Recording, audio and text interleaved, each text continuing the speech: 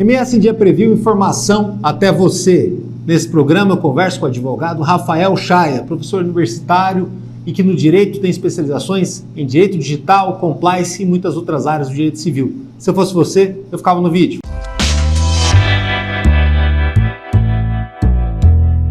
Seja bem-vindo, doutor.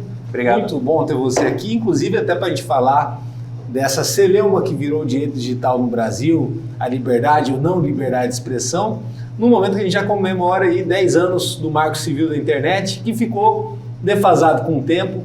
E aí eu convido aqui alguém que dá aula sobre isso, que estuda sobre isso e que também tenta adivinhar o futuro disso no Brasil. Seja bem-vindo. Eu agradeço o convite, ficamos à disposição. Muita coisa tem que mudar para o direito digital brasileiro? Então, a gente tem um problema bem característico do direito hoje, que é tratar tudo de forma muito reativa. Surge um problema, a primeira reação que o poder público tem muitas vezes... No Brasil. Surge um problema, a primeira coisa que o pessoal tenta fazer é vamos regular. Sendo que não é muitas vezes assim que funciona, porque quando a gente fala de direito digital, quando a gente fala de internet, a gente está falando de uma situação que é completamente sui generis. A gente está aplicando solução antiga para problema novo. Verdade. E aí muitas vezes o que acontece? Vamos criar uma lei para resolver o problema. E a lei se torna inaplicável ou se torna ineficaz. Então assim, o que eu diria que a gente precisa mudar hoje é exatamente essa mentalidade. Nós precisamos começar a trabalhar menos com essa questão de regulamentos tradicionais e a gente precisa começar a trabalhar com letramento digital. A gente tem que começar a ensinar a população a usar a internet. A Anatel, por exemplo, publicou agora em 2023, em setembro, uma pesquisa dizendo que 76% dos brasileiros não sabem usar a internet de forma segura. Então é muito mais interessante a gente começar a fazer um trabalho de letramento digital, trabalhar uma cultura de segurança, trabalhar uma cultura de uso dos meios digitais, do que simplesmente ficar trabalhando regulamento em cima de regulamento que na prática não vai produzir efeito nenhum. Não vai conscientizar, né? Exato. Até porque o senhor, como jornalista, sempre podia acompanhar vídeos explicando até a questão dos golpes e tudo mais, envolve muito isso também, né? As pessoas Sim. entendem que a internet é um território à parte e não é, né? A relação de consumo estabelecida na internet é uma relação de consumo assim como é quando a gente vai comprar em algum lugar, tem regras diferentes, muda alguma coisa, mas qualquer um que seja lesado naquela plataforma vai poder recorrer ao seu direito e buscar as sanções a quem lesou. E quem lesou vai ter que pagar por isso também de alguma forma. Exatamente, perfeito. Mesmo assim também não ofensa. E aí você vê por que é importante entrar o letramento digital. Por que as pessoas ainda caem nesses golpes da internet? Não é muitas vezes porque o golpista é esperto, porque o golpista ele usa um golpe muito elaborado, uma tecnologia de ponta. Não, muitas vezes nós somos vítimas das vulnerabilidades que nós mesmos criamos. O vírus ele não se instala sozinho no seu computador. Foi você que clicou num link que não deveria, foi você que acessou uma mensagem que não deveria ter acessado, foi você que baixou um programa que não deveria ter baixado. Então a cultura de segurança digital ela entra nesse sentido, de fazer com que você, quando receber uma mensagem estranha, você já desconfie. Você recebe um e-mail dizendo, o seu nome está aqui num inquérito da Receita Federal. Não, peraí. Então você entra em contato com a Receita para perguntar. Chega o SMS no seu telefone. Compra aprovada de R$4.000. Peraí, mas você fez alguma compra? Entra no aplicativo do banco, verifica se tem alguma coisa lá, conversa com o seu gerente. Você deixou salvo o seu cartão naquela plataforma? Exato. Quer dizer, o que o golpista faz muitas vezes é usar o medo como um gatilho para fazer com que você haja de uma forma não pensada e você muitas vezes ao clicar num link, ligar num número, acessar uma página indevida, você mesmo está criando a situação de vulnerabilidade que vai ser explorada por ele. Doutor, mas assim, há momentos na história que a história dá uma acelerada, né? E vamos dizer assim, o 2014 para frente teve outro contexto, né? Até inclusive com o WhatsApp, né, o e-commerce aumentando muito a sua área de atuação no mercado e a questão da pulverização da utilização dessas plataformas digitais, né? Com o smartphone mais acessível, tudo ficou mais apto a gente ter esse descontrole de certas formas, inclusive até para que não tem regulação que vai dar conta disso, né? De lá para cá, o que o senhor precisou ter que estudar de diferença e que rumo que a gente tem de agora, 10 anos depois, para frente, lembrando que a inteligência artificial vai ter um espaço cada vez maior, né? E é um caminho sem volta também, né? Não dá para voltar lá para 2012, onde tudo era muito diferente, as relações humanas eram diferentes. Não tem como você desfazer o que aconteceu. E a gente precisa destacar também que durante o período da pandemia a gente deu uma acelerada nesse digital. A pandemia empurrou a gente de vez para o digital. Tem dois livros que eu acho extremamente interessantes que explicam muito esse fenômeno, que é o Cybercultura, do Pierre Levy, e tem um outro livro chamado Infocracia. E eles 20 anos antes, o Cybercultura. Exatamente. Que falam muito sobre essa questão de uma sociedade regida pela informação e pelos dados. A gente está passando hoje por esse processo. Sociedade do algoritmo. Uma sociedade do algoritmo. Pô, se você for pegar livros como da Cat O'Neill, Algoritmos de Destruição em Massa, ou da professora Shoshana Zuboff, que fala sobre a chamada era do capitalismo de vigilância, em que uma nova economia baseada em dados foi construída, muita coisa mudou nos últimos anos e que a gente teve que estudar. Aquela nossa relação, por exemplo, com o conteúdo deixou de ser simplesmente de consumo de conteúdo. A gente passou a ser sujeitado, né, a uma quantidade massiva de informações direcionadas por meio de algoritmos que vão fazer todo um levantamento da nossa personalidade, nos colocando no centro do universo digital. Porque você acessa hoje uma página, vem só aquelas postagens que podem te interessar, aquelas propagandas dos produtos que te interessam, os vídeos recomendados para você, te coloca numa bolha, né? Te coloca numa bolha. E a mesma coisa é para política, para todo tipo de conteúdo. Ou seja, é o algoritmo que cria a hierarquia de conteúdo, coisa que há 30 anos atrás era um editor, era uma estratégia de conteúdo de alguma empresa, de alguma coisa. Perfeito. Isso Parisier, ele alertou em 2018, quando ele falou sobre as câmaras de eco ideológicas, as chamadas bolhas ideológicas. Você começa a ficar fechado numa bolha de conteúdo e para você romper isso se torna muito difícil. Porque tudo que passa a ser direcionado para você é direcionado de acordo com o que você consome. Se você, usuário, não tiver a iniciativa de tentar buscar algo diferente, você não consegue romper essa barreira. E a gente está naquele dilema, doutor, da inteligência artificial saber mais sobre a gente do que a gente mesmo, ou de alguém próximo. No seguinte sentido, tem a LGPD aí, né, para proteger os dados de todo mundo, a privacidade, mas o que se vê em prática, ainda mais ano eleitoral, é essa situação do Big Data, né? Até os dados, as tendências de dados, elas são vendidas e fornecidas para estratégias de divulgação, de apresentação dos candidatos, dos pré-candidatos também. Enquanto as pessoas lutam na internet para terem direitos e ter uma liberdade de expressão, é justamente essa liberdade de expressão que tira os direitos de liberdade delas mesmas. Não é um contrassenso? Não, é um paradoxo bem interessante. Isso aí, ó, a gente nos remete a um problema, por exemplo, como Cambridge Analytica em 2016, que usou a própria API do Facebook para direcionar conteúdo por meio de Big Data e que influenciou diretamente em algumas eleições. Agora, é importante que você lembre da questão do Marco Civil, até para a gente voltar no Marco Civil, uma coisa importante aqui. O Marco Civil da internet, mais do que garantir a liberdade de expressão e a nossa privacidade, ele em diversos momentos faz questão de trazer para a população que a internet ela é um instrumento essencial para o exercício da cidadania.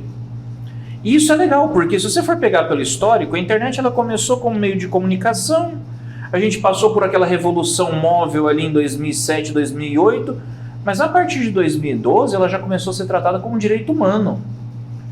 Acesso, né? Exato. O acesso à internet passou a ser tratado como um direito humano. Em 2014, com o Marco Civil, passou a ser tratada como um serviço essencial. Só pode ser cortada por falta de pagamento. E em vários momentos do Marco Civil... Na pandemia provou-se isso, né? Exato. A partir do momento que a escola determina que a aula vai ser pela internet. Vai ser online, o trabalho vai ser online, a compra tem que ser feita online, a declaração de imposto de renda vai ser online. Compra de governo, né? Muitas vezes você não é feito online. O pregão eletrônico, exatamente. Então, assim, o Marco Civil ele vem para trazer essa informação de que a internet ela é essencial para o exercício da cidadania, que ela é essencial para a promoção da diversidade de pensamento, da pluralidade de pensamento, que a privacidade deve ser garantida. E a liberdade de expressão ela é tão protegida no Marco Civil que ela aparece em pelo menos 5 ocasiões dentro da lei. no artigo 2º, 3º, 7º, 8º e 19. E no artigo 8º a gente costuma dizer, olha o grau de importância que foi dado. O artigo 8º ele vem para dizer que a garantia da liberdade de expressão e da privacidade são necessárias para o exercício pleno do direito de acesso à internet. Ou seja, você não vai exercer plenamente esse direito humano, que é o de acesso à internet, se você não tiver garantidas a sua privacidade e a liberdade de expressão. Isso é o artigo 8º do Marco Civil. Então a gente precisa trabalhar a liberdade de expressão de forma muito séria. Isso deveria ser, de certa forma, até disciplina em escola, em faculdade, até para orientar, porque tem gente que perde emprego por conta da internet. Sim. Numa entrevista de emprego, numa averiguação. Tem gente que, às vezes, numa campanha política, vai ser prejudicado, naturalmente, não só pela estratégia do tráfego pago, mas também pela forma como você vai se apresentar na internet, ou escorregando, às vezes, uma declaração ou outra. Exatamente. Né? E também a internet, com essas tendências aí do fake news, também pode ser um local de derrubar reputações. Né? Lembrando que no Brasil não tem ainda o crime de fake news tipificado. Não tem situações. Não tem. Como lidar com isso? Podemos falar duas coisas aqui. Primeira coisa que as pessoas têm que entender. Liberdade de expressão, ela comporta consequências. Tem muita gente que usa aquela frase assim, a liberdade de expressão não é absoluta. Não, ela é absoluta. Você pode falar o que você quiser na internet. Quando eu falo isso, as pessoas ficam de cabelo em pé. Falam assim, como assim? Calma. Você realmente pode falar o que você quiser. Se você abrir uma rede social agora e você quiser digitar uma mensagem, por mais chocante que seja, você vai conseguir, você vai postar. Ninguém vai impedir você de fazer isso. Só que, isso é princípio socrático básico, não existe liberdade sem responsabilidade. Toda liberdade compõe responsabilidade. Você quer postar o que você quiser? Tudo bem, mas você vai responder pelo que você publicar. Então, se você quiser usar sua liberdade de expressão para injúria, calúnia, difamação, ameaça, racismo, você vai conseguir postar esse tipo de mensagem, mas você vai responder por injúria, calúnia, difamação, etc. O que nos leva a esse segundo ponto. Ao vivo na internet. Exatamente. O que nos leva ao segundo ponto, fake news. Você falou, não existe um crime para fake news. E na minha opinião, nem precisa. As pessoas falam assim, tem que ter um crime para fake news. Não precisa, porque o que é a fake news? A fake news ela pode ser uma injúria, que é o artigo 140 do Código Penal. Ela pode ser uma difamação, que é o 139. Ela pode ser uma calúnia, que é o 138, pode ser uma denunciação caluniosa, que é o 339, pode ser um estelionato, que é o 171. Então, assim, a expressão fake news ela é usada para designar uma informação falsa. Informações falsas estão tipificadas em várias condutas que já existem no Código Penal, fora o eventual dano civil do artigo 186 do Código Civil. Se eu eliminar todos esses dispositivos que eu mencionei, o que sobra? Fofoca. Sim. Aí a gente vai querer criminalizar a fofoca? A maledicência. A maledicência, a gente vai querer criminalizar a maledicência. E mesmo a maledicência pode render dano moral? Sim, sim. Então a gente não precisa de uma tipificação para fake news. Por isso que eu falei lá no começo, a gente precisa trabalhar uma cultura de letramento digital, para que as pessoas entendam que uma notícia falsa não precisa de um tipo específico, que é reflexo daquele problema que eu já te falei. Tudo precisa ser regulado. Fake news é um problema? Vamos criar um crime para fake news. Não precisa. Mas em 2022 a gente viu essa situação do Brasil tentar na marra conduzir um processo eleitoral da forma mais legítima possível e houve excessos. Pelo menos é o que aponta aí o relatório do Twitter Files. O senhor tem olhado, conferido. Eu li as 541 páginas do relatório não nesse vazou final aqui de no semana. Brasil, né? Vazou fora, quem teve acesso na pesquisa e lê. Não, eu não digo nem vazamento, ele foi amplamente divulgado pela comissão jurídica da Casa de Representantes dos Estados Unidos, que é o Congresso americano. Sim, sim. Ela se tornou pública, tá lá para quem quiser ler. Tá em inglês. Mas aí mostra excessos desse jogo eleitoral, dessa disputa? Eu queria dizer que não, mas infelizmente há excessos sim. A gente não pode afirmar que há excessos políticos, mas jurídicos com certeza há. Quais eu posso mencionar aqui brevemente? Muitas decisões sem fundamentação jurídica precisa, porque, por exemplo, exclusão de conteúdo. Você vai pegar a regra, no artigo 19 a 21 do Marco Civil da Internet. O Marco Civil da Internet ele determina o seguinte: para você excluir um conteúdo por ordem judicial, você tem que apontar de forma inequívoca o conteúdo, tem que dizer qual foi a violação que foi causada, tem que apontar qual foi a regra que violou, e você ainda tem que notificar o autor da postagem dizendo o que aconteceu, as razões, para que ele possa contradizer e se defender. Isso é o que fala a lei. Isso não aconteceu na prática. Na prática apareceram ali naquele relatório decisões, simplesmente que diziam assim: exclui-se o conteúdo tal, ponto. Não disse a razão, não disse o porquê, não pediu para notificar o autor, não abriu prazo para o autor se defender. E sucessivamente no modus operandi. Isso várias vezes, várias decisões como essa. Isso para mencionar um problema. Outro problema, quebra de sigilo. Quebra de sigilo quem regula também é o Marco Civil, artigos 22 e 23 da lei. Quebra de sigilo tem que ser com 3 requisitos básicos. Você tem de estar sendo investigado, primeiro requisito. Segundo requisito, por um fato comprovado que existiu. Terceiro requisito, você tem que demonstrar necessidade dessa prova. Aí quando você apresenta esses 3 requisitos, tem uma quarta situação que é a seguinte: você tem que definir um recorte, data de início e data de fim que você quer ter acesso aos dados. Sim. Ou seja, você não pode né? Você não pode pegar todos os dados discriminados. Olha, eu quero os dados de janeiro a março. Nem expor os que você não vai usar. Isso. Em várias decisões que pedem quebra de sigilo, nenhum desses requisitos está cumpridos. Você não tem pessoas formalmente investigadas, você não tem um fato materialmente comprovado. Pelo contrário, existem muitas hipóteses de fishing expedition. O que é essa pescaria probatória? Quebra sigilo para eu ver se tem algo de errado. Se tiver algo de errado, eu pego o cara. Isso no Brasil é proibido, você não pode fazer.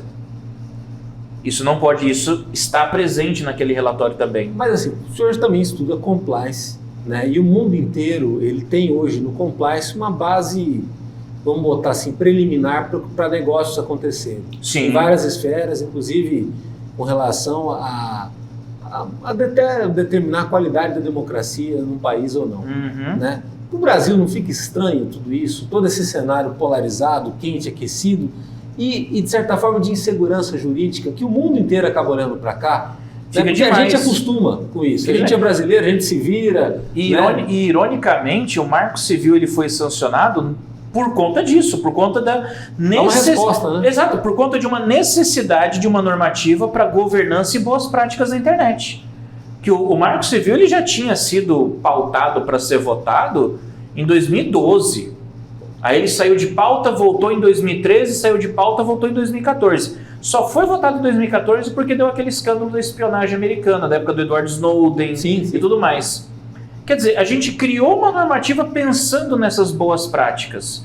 E a gente trouxe isso com o Marco Civil. Uma coisa que as pessoas precisam entender, e que eu acho que é importante a gente mencionar, que é um argumento que muita gente usa. Ah, mas o Marco Civil está desatualizado, o Marco Civil já fez 10 anos, o Marco Civil... Gente... O Marco Civil, como o próprio nome diz, ele é um marco legal. O que isso significa? Ele é um ponto zero a partir do qual eu vou criar uma norma de regulação da internet. Não é o Marco Civil que regula a internet no Brasil. Ele cria a base regulatória para que você faça isso. Vou dar um exemplo super simples. Nos artigos 10 a 17 do Marco Civil, você tem lá sobre proteção de dados. Mas quem que regula a proteção de dados no Brasil? LGPD. Sim. Esse é o ponto. O que o Marco Civil faz? Ele define fundamentos, princípios, objetivos, direitos do usuário, responsabilidade pelo conteúdo. É como se ele fosse uma constituição da internet. Exatamente isso. Por isso que as pessoas chamam ele de constituição da internet. Ele precisa que outros instrumentos sejam criados para que as suas disposições sejam reguladas. Ele fala de proteção de dados, quem vai regular é a LGPD. Ele fala de livre iniciativa, quem regula é o decreto 7962. Ele fala também de livre iniciativa para empreendimentos. Lei Complementar 182, que é o marco legal das startups. Então, assim, eu vou criando normativas com base nos princípios e fundamentos do Marco Civil. Eu não preciso modificar o Marco Civil. Mas no Brasil, esse conceito até de liberal conservador, eles se difundem e ficam muito congruentes em momentos que você nem imagina. Um exemplo disso. Para muita gente que se diz liberal, é conservador em relação à internet. Para muitos que são liberais com relação à internet, são conservadores nos valores e tudo mais, né? E dentro dessas situações, um dos impasses que fica para a liberdade de expressão na internet no futuro é a explicitação do conteúdo.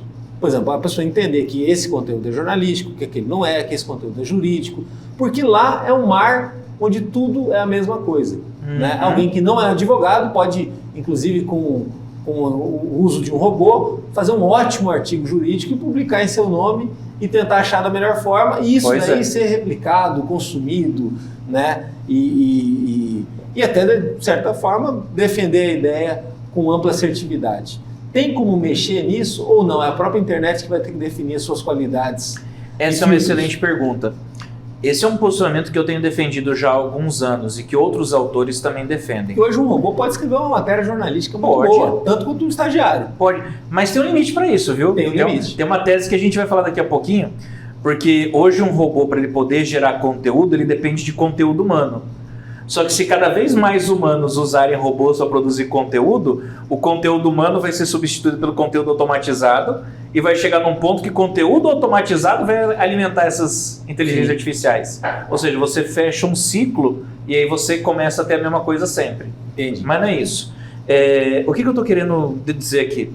Uma coisa que eu defendo e outros autores defendem muito é que hoje a gente precisa trabalhar com um modelo de autorregulação regulada.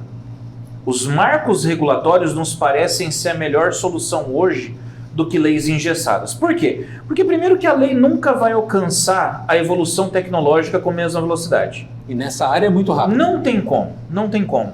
Você vê, agora que a gente está amadurecendo na proteção de dados. Só que proteção de dados já passou, já é um assunto antigo. A gente já está começando a discutir agora neurodireitos. E o Brasil está adiantado nisso. O Brasil é o segundo país do mundo, até hoje, uma regulação específica para essa área. Quer dizer, neurodireito já está aí. E a gente nem arranhou ainda direito, por exemplo, regulações pertinentes à blockchain, regulações pertinentes, por exemplo, à inteligência artificial, que a gente ainda tem um projeto de um marco legal de inteligência artificial. Ou seja, muitas coisas estão acontecendo muito rápido. E não adianta a gente pensar uma legislação hoje que seja complexa para tratar desse assunto, que daqui 2, 3 anos pode estar completamente datada. Ou seja, é mais fácil esse assunto atingir uma maturação, né, e uma sofisticação do que a própria política da gente. Exatamente. Né, que às vezes caminha para um caminho de polarização, dificuldade. Né? Olha essa teoria que eu já ouvi esses dias, que eu achei interessantíssima. Agora que a gente chegou, por exemplo, num estágio de, vamos dizer assim, de maturidade da Lei Geral de Proteção de Dados. Só que a gente está vendo a internet fazendo a transição da Web 2 para a Web 3. E a Web 3 ela é descentralizada. Ela vem exatamente para combater o modelo de capitalismo de dados. Se a gente fizer uma transição completa da Web 1 para a Web 3, da Web 2 para a Web 3, a gente ainda vai precisar de LGPD? Possivelmente não. Possivelmente não. Porque a LGPD é uma lei típica de Web 2. Então, quer dizer, a gente levou anos para chegar na maturidade de uma Lei Geral de Proteção de Dados e daqui 2, 3, 4 anos, se a gente fizer uma transição completa para a Web 3, ela perde seu objeto. Então, esse é o impacto que a tecnologia está trazendo hoje. Por isso é importante a gente começar a pensar modelos que sejam mais gerais e a partir dele permitir que as empresas possam traçar as suas regras, um modelo de autorregulação regulada, do que uma regulação engessada. Essa, para mim, por exemplo, é a grande vantagem de leis como o Marco Civil da Internet, o Marco Legal das Startups, o Marco Legal dos Ativos Digitais. São leis simples, enxutas, que cobrem o básico e que permitem que o mercado se regule. Só que sempre com observância àqueles princípios legais. Você não fica criando aí uns dinossauros que daqui 2 anos vão virar peça de museu. Ou seja, e até reeduca a gente com relação à lei, né? Muito Exato. Obrigado. Parabéns. Estamos à disposição. E outra, quem quiser saber mais pode também ler seu livro, né? Sim, a gente tem um livro na Amazon, tá só o formato e-book que o impresso esgotou. mas é o Liberdade de Expressão, Internet e Telecidadania. Está na 2ª edição. Esse ano, se Deus quiser, sai a 3ª. E acompanha o nosso trabalho no www.msdia.com.br. Lá no YouTube tem os cortes, as entrevistas completas e também muita coisa no Instagram e no Facebook do MS Dia. Até a próxima.